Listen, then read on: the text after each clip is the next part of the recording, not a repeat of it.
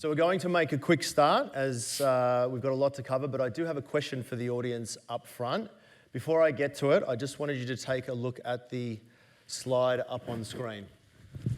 So this slide shows the changing leadership of the world's largest companies by market cap over the past 45 years, and there are a couple of important things worth noting. So firstly, it typically takes around 20 to 25 years for market leadership to turn over, so that's 90% plus turnover.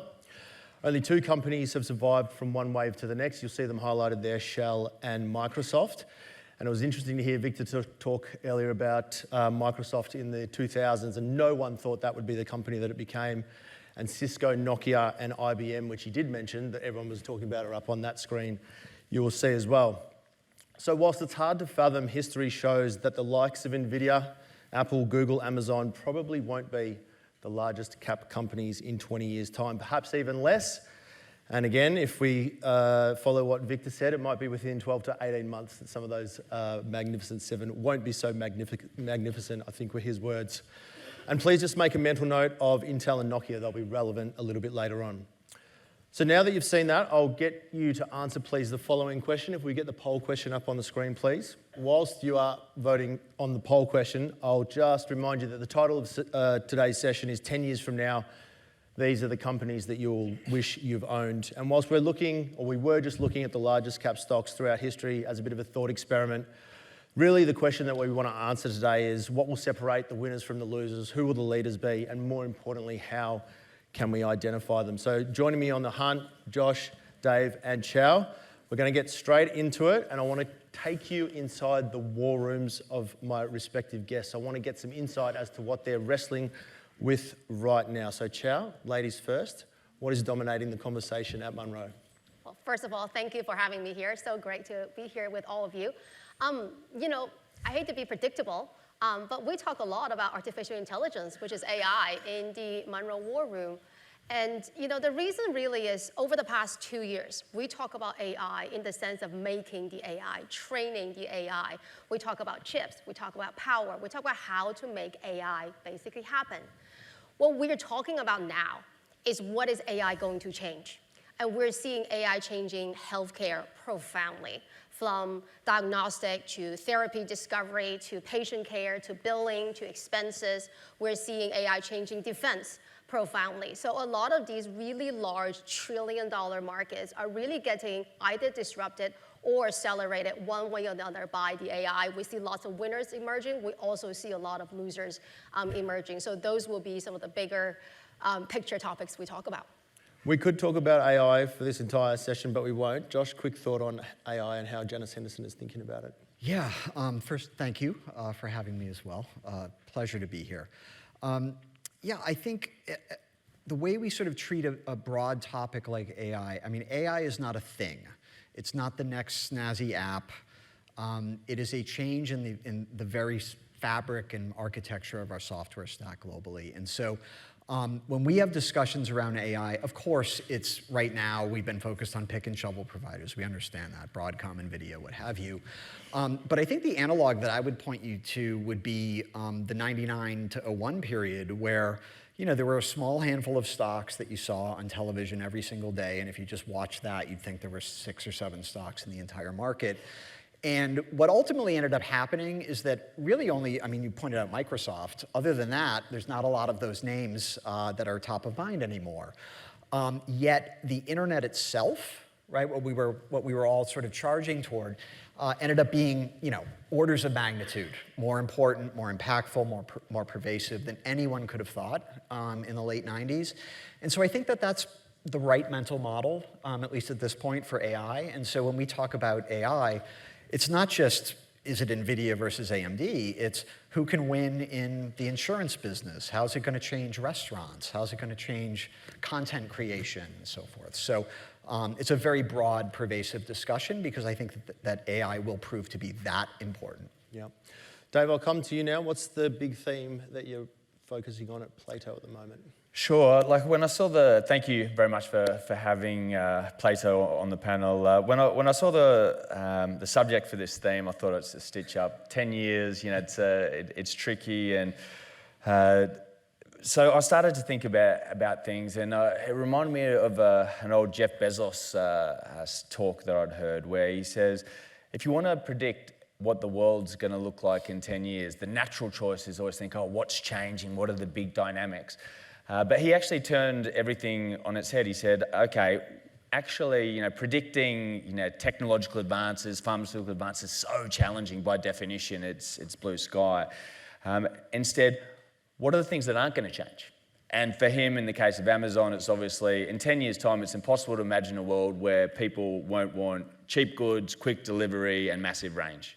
Okay, so from our perspective, what's not going to change in 10 years' time, and who will that favour? Well, there's been I'm not usually in the in the habit of quoting communists, but Lenin has this famous quote where he says that there are decades when nothing happens, and there are days when decades happen. And I think that's what's happened in terms of the European defence space. For the first time since the Second World War, the Europeans are massively stepping up in terms of their defensive spend, going from perennially less than their 2% NATO obligations to 3.5%, even 5%. And that's not going to go away depending on who's in the White House. That is in place. That's a 10-year trend. And I think there's going to be some real value creation on the back of that theme. Yep. Qiao, is Munro looking at the defence space as well? Yeah, well, we do.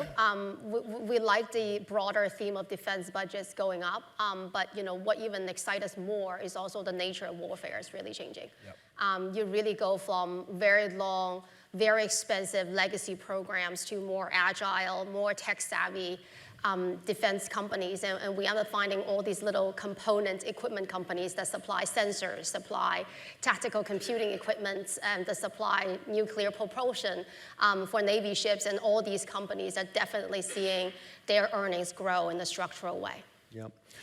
Josh, take us inside the Janice Henderson War Room. What's a big theme you're talking about right now? Yeah, well, one of my roles is to oversee the global consumer team. And corporate access is really the crucial part of the research that we do at Janus Henderson. It's what's most important to us. And so I thought I'd talk a little bit about what we took away and what we picked up from a day at Amazon about 4 weeks ago or so. We get these opportunities every once in a while. It's pretty special to be inside of headquarters and talk to the various CEOs of the businesses.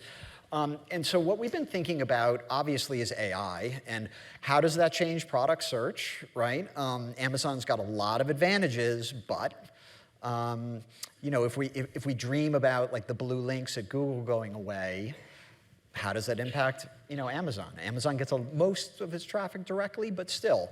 So we're pushing them there a little bit and trying to understand sort of what's happening there.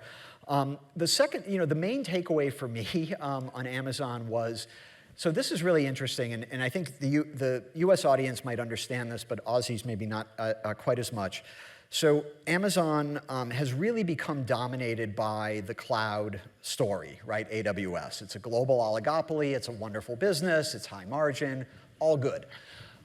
What that has left, though, is a stock that almost doesn't care about the core retail business, which is really weird. And I get it from an investment standpoint, but I sit here as a consumer analyst and I say, well, wait a minute. I've got a $580 billion top line in just the consumer business, right, the retail business. The most dominant disruptive retailer in my lifetime, for sure. And it almost doesn't matter to the stock market like what happens in a given quarter in that business. Now, I look at that and I say, whoa, that is really scary if you're Kroger or Safeway or Target or anyone else, right? Because what Amazon is increasingly doing, and this is kind of in the background in a pretty differentiated view, I would say as well, we believe the next 10 years are going to be an absolute bloodbath in grocery. And we think Amazon's going to create it. And the simple logic here is, in the US, Amazon already has every household with any meaningful discretionary spending power as Prime members. They've already got you, okay? So the imperative for them, and the growth imperative, is they've got to get each household to comp, so to speak, spend more, right? What better way to drive spending in a household than to get you to start interacting with the thing you buy most frequently, which is food, right? a lot of folks and casual observers, they see Amazon, they bought Whole Foods in 2017. We don't see a lot of new Whole Foods, so what the heck are they doing? They're not doing anything with grocery. That's wrong. The capacity is being built in places where consumers don't see. It's off a highway, right? Amazon added roughly the equivalent of Walmart's domestic supply chain in a period of less than 2 years during the pandemic, okay? So we think we are on the cusp of Amazon kind of hitting that button and starting to drive frequency in grocery. We think that's super, super important over time, and we think it's going to, increase the duration of the ecosystem and sort of provide that next leg of growth for Amazon. So we've been spending a lot of time on a very boring industry, grocery. Yeah. But very important. Josh, I'll move it along. We want to focus in a little bit more on the key traits, the key characteristics of companies that will be leaders over the next decade. So again, if we're sitting here in 10 years' time, what will that look like? Qiao, I might come to you first. You look in the small and mid-cap space. So with that lens, what are you looking for? What traits are you looking for that scream future mega cap? Yeah, it's absolutely our bread and butter. So we're looking for 4 things for a company that's small today, but that could potentially be a mega cap tomorrow. The first thing we look for is a really large market where something is changing. You have to be at a large market. The future mega caps cannot grow up in a small pond. So it has to be a huge market. And something needs to be changing because most of the large markets, you already have the incumbents get the market in the landlocked, and size tend to be an advantage. But when things are changing, when Nvidia is making chips bigger, not smaller, when nuclear, wind, solar come back to the energy mix, when we're doing something a bit different, then the entire industrial logic of that big market get turned on its head, and that is really clear the way for a small, innovative company to come in, grow up, disrupt, become a large cap tomorrow. And there are 3 other things we look for. One is the absolute fervent, loyal customer base. We call this customer perception. And in so many cases, we see huge changes in the world come from a small group of people's passion and love. Just go talk to the early users of Google, the early users of Facebook. Remember the first feeling when you touch your first iPhone. That love from the consumer, you really have to have that killer product, that loyal consumers for a future large cap to develop. And then there are 2 more things. We love a visionary, committed, aligned founder. So one of the telltale signs of a future mega cap is the talent density. Is how intensely can you recruit the best talent in the industry to come work at you. And you know who attracts that talent? A founder that knows the product inside and out, that's fully committed to the mission, that runs the company for a long time, that's fully aligned. So we really love passionate, aligned founders. And finally, we love company that's profitable. We see the funding cycle come in and out. A small cap today, in order to grow up, you sort of need the free cash flow. You need the profit to come in so you can self-fund your growth. So you are not subject to the whims of the market, the whims of the debt market or the capital market. So that's the 4 things we look for. Large market that's structurally growing, passionate founder, consumers that love you, and then finally a profitable business model. Dave, you're long short. You run a long short strategy. What are some of the red flags that suggest the company won't make it to these leadership statuses? Yeah, sure, great question. So we have at Plato 150 red flags that are fully systematized, so we can look at any company in the world and instantly see what potential risk factors, red flags they have on the horizon. And just a few spring to mind here. Firstly, like Qiao mentioned, alignment, absolutely critical. We want to see alignment in terms of, very significant ownership, very significant incentives. We want to see clawback provisions. We don't want to see golden parachutes. That's absolutely all key to attract that talent. Steve Jobs often said that the key to really building a great business is you've just got to have all 18 players. You can't have B teams, no C teams. Just got to get rid of them. Just got to be 18 players. So definitely agree with that. And then Qiao's final point, I think she's stolen all my red flags. Me too. Is cash flow generative, I don't like growth companies that are growth in terms of pie in the sky, hopes and dreams of the future. You look at even, let me think, Amazon 2003, they were throwing off, 2003 was early days, right? They were throwing off $500 million in free cash flow a year, even way back then. I want to see companies that are actually delivering as well as the hope of future delivery. Yep. In the opening session, ladies and gentlemen, I asked you to note two stocks, Intel and Nokia. So in 2000, they occupied spots 3 and 10. 25 years later, Intel is number 180 in terms of global market cap. Nokia has slid all the way down to 900. But the bigger point being is that they had opportunities to compete with the companies that overtook them, which of course were Nvidia and then Apple, which went head-to-head with Nokia in the smartphone wars of the early 2000s. So want to take a little bit of a history lesson, understand why one company takes off and one doesn't. Josh, I'll come to you. Okay. You've talked about Amazon up front. eBay, is one that sort of has fallen by the wayside in comparison. But more importantly, what parallels do you see today? Whew, okay, there's a lot there. Thank you for that question. And I'm old enough to have the proper context, I suppose. So, the first thing I would say is, and this partly gets to your prior question, it's this myopic, relentless focus on the customer, okay, which is sort of unusual, actually, was unusual, really before Costco came along, frankly. Costco is the blueprint for Amazon, by the way. If you want to know what Amazon's doing, study Costco. And I think it's this relentless focus on providing your customers actual value, right? Instead of trying to make a spread off of your customers, right?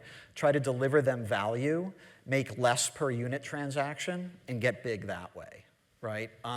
And so if there's a lesson there, I'd say, and I'm pretty stale on eBay, thankfully. We haven't owned it in a long time. But, look, I think it's a little bit of a different business model, obviously, right? Sort of the auction business is a little unruly.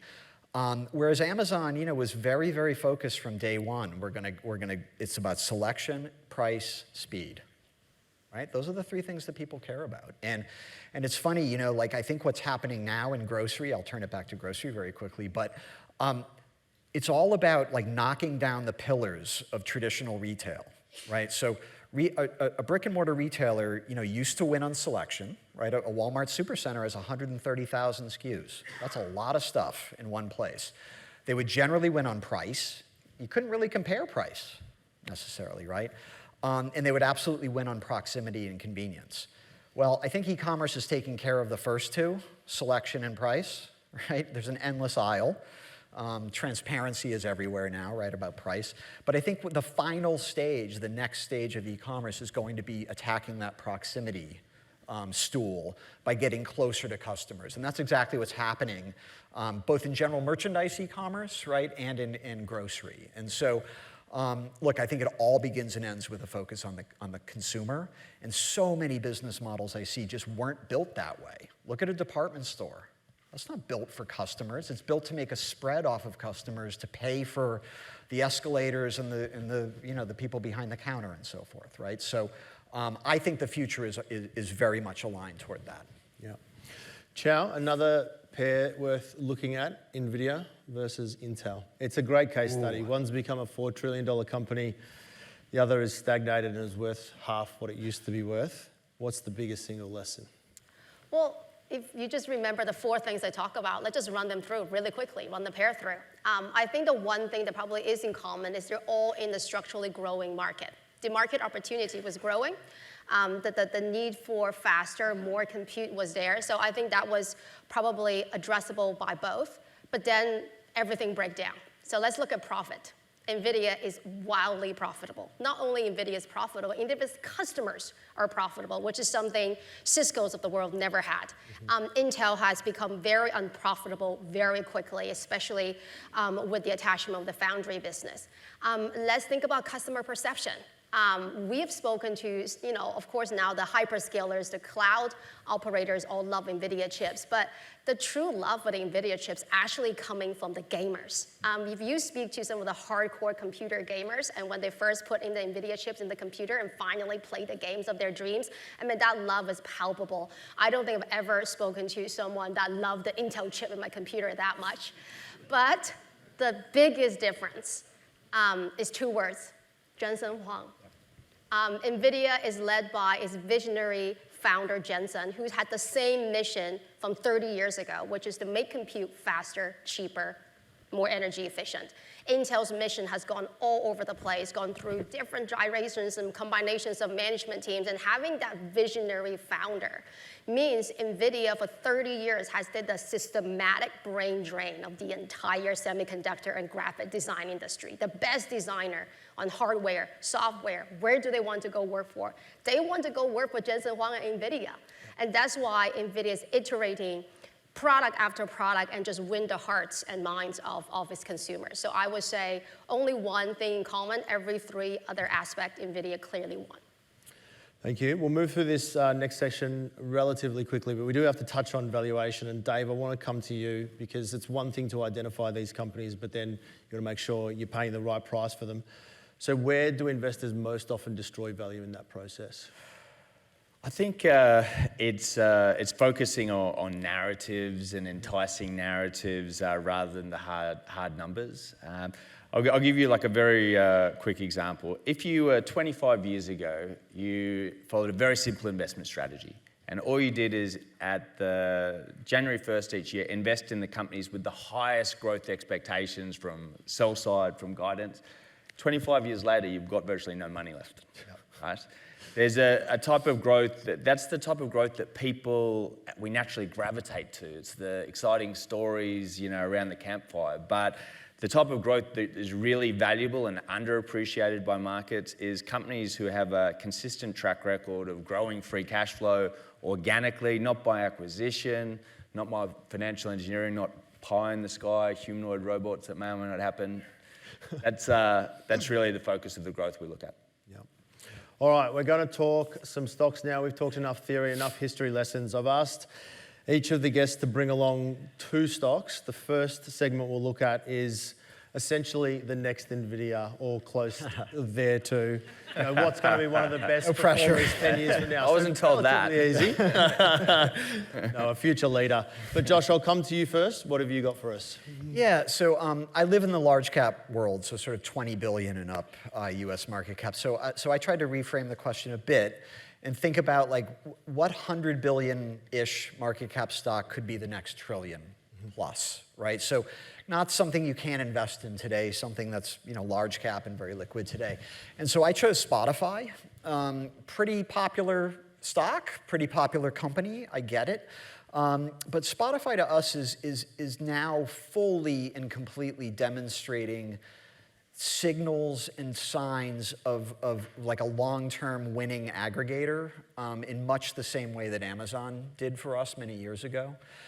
They're taking something like 50 to 60% incremental growth share, right? So the industry is still growing. Streaming is, less than half penetrated globally. In developed markets, it's about half penetrated. Some Scandinavian countries are a little bit above 50%, and many developing countries are well behind that. But you have a business here that is wildly profitable, very free cash flow profitable, is now down that backside that we talked about where they're just self-funding all kinds of growth. And music as a category is still very undermonetized. There's a chart up there that sort of speaks to that. And so we feel like there's really good value for the service. We feel like they've broken away from the pack, frankly. And anytime you have one competitor gaining 50 cents on the growth dollar, that's pretty hard to fight long term. Like that's a really nice tailwind at your back. So, and again, to maybe repeat, what my other panelists have talked about, we love founder-led businesses, absolutely love them. And there's a risk. We lose sleep at night sometimes thinking Daniel Ek might get crazy and start spending a ton of money again. But we actually think the company's really found profitability religion, and we think it's pretty much up and to the right from here. We feel great about this business. Yeah. In terms of competition, YouTube, Apple, even TikTok now, not that I get on it, but YouTube, how do they stay out in front? Yeah, look, it's a big world, right? Nothing wrong with a legal oligopoly, frankly. So, we're fine. Look, we think YouTube has been massively successful. I think YouTube is really going to win television in the United States, frankly. It already sort of is from a streaming perspective. So, nothing bad to say there necessarily, but we like focus, right? And there really isn't anything else that Spotify does except audio. right? And podcasts, yes, podcasts aren't music, but it's still kind of the same thing, digitally received audio. So as long as they keep that focus and keep driving forward, I think we're fine. Yeah, and we own Google too, or Alphabet. Qiao, what's the Nvidia of the next decade? I'm being totally cheeky. The Nvidia of the next decade is still Nvidia. And let me just give you a few stats, and just to show you how early we are in the era of AI. And I'm being tongue-in-cheek because I genuinely believe that 10 years from now, in 2035, a lot of the companies we're sitting here talking about, they have not been born yet. So this is year 3 of AI, guys. Let me just remind you, in year 3 of the internet era, at that point, 1993, Google was not born. Facebook was 10 years away from being born. When we're thinking about mobile, when we're doing year 3 of the iPhone, Uber was not born. Spotify was not born.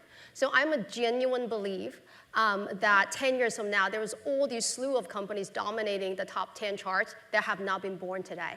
But to Dave's point, what has not changed? What is not going to change? I'm reasonably confident these companies will be born using the NVIDIA software as the development tool. I'm reasonably confident that the developers of these companies will use NVIDIA's hardware as the foundation. So NVIDIA has laid out this incredible foundation and the soil from which a lot of these flowers will eventually blossom.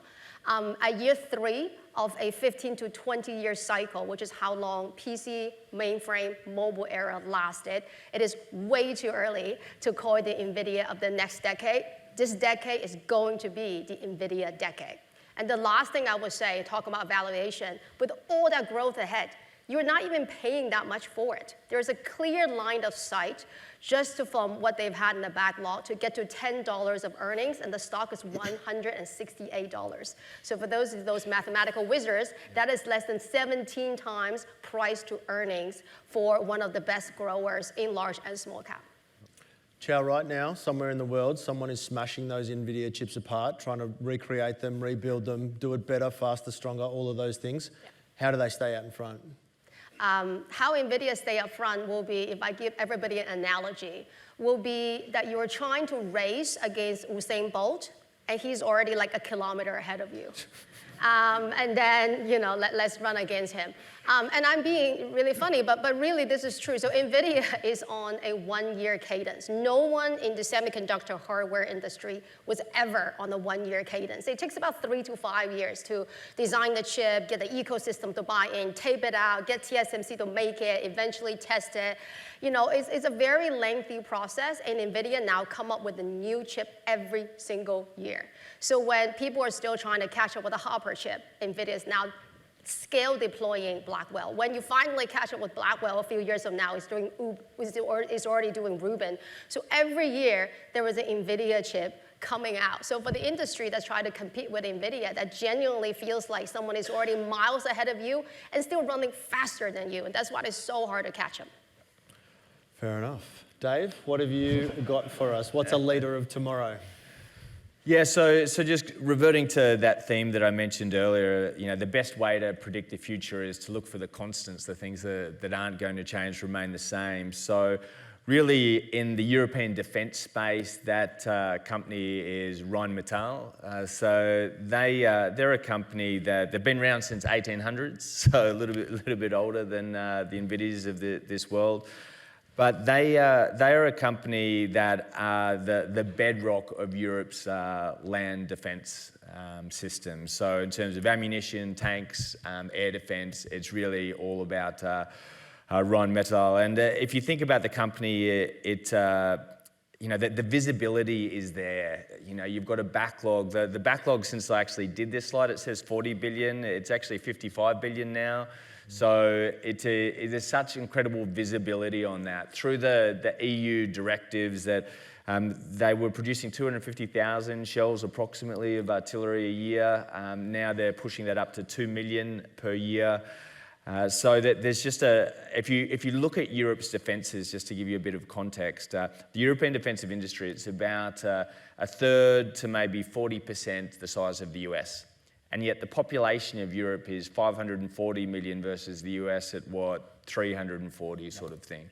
So it is so undersized, and it needs a whole decade of intensive spend, but there wasn't the political will historically. Now there is, with Putin on the eastern flank, with everything that's happened in Ukraine, the Euro, and what's happened in the White House as well. People are saying, well, the US aren't the reliable partner that we thought they always were. Sorry, Josh. It's quite all right. And as a result, don't work there. Yeah. As a result, they really need to pull up their socks and invest in their own domestic reliable capability, and that just doesn't exist without this company. Dave, we're at a moment in time. Obviously, there's the Ukraine war. NATO is going through a rearmament. Those moments will pass. Yes. The sustainability of the spending, how serious is it? Yeah, absolutely. So I guess what you're probably referring to is often once conflicts pass, you get a bit of a peace dividend where you don't need to expend so much. I think this time is certainly different. If the Ukraine war was resolved tomorrow, okay, then within most military analysts say within 5 years, Russia would be ready to go again and would be ready to push westward. So I don't think anyone's under any illusions that that's a very strong possibility. And people say, oh, but what if Trump leaves the White House? I think that just doesn't matter at all, because you're only at ever one point one election away from the Republicans being back in the White House, and it's only prudent to be able to defend yourself. So I don't think that's a meaningful risk. The other stocks, ladies and gentlemen, I've asked the panel to bring along is something a little bit more exotic. So it could be a leader doing something truly special or innovative, or a company flying under the radar. Dave, I'm going to stay with you to kick off this section. What did you bring for us? So Palantir Technology is very interesting, sometimes divisive stock. So for anyone who doesn't know Palantir, it's all about AI, software, defense. This is a company that I think is incredibly exciting because it exists at the intersection of three megatrends, and they're essentially defense, datafication, which is essentially all industries now running off data to make decisions intelligently, and of course AI. And if you look at, so there's obviously the military applications, which have been massive. About 55% of their revenue comes from governments. And in terms of that, with this AI platform that they've developed that's embedded themselves within the US national security apparatus, that's really been referred to as an iPhone moment, where they're really enmeshed in there.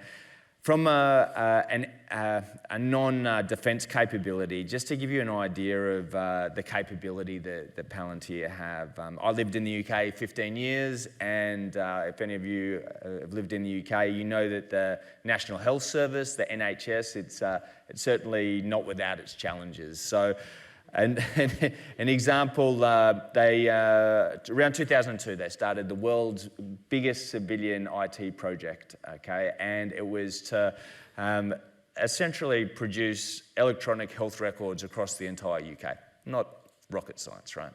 And anyway, by the time 2011 came around, the budget had gone from £6 billion to £12 billion, and it was a failure, and they scrapped the entire thing.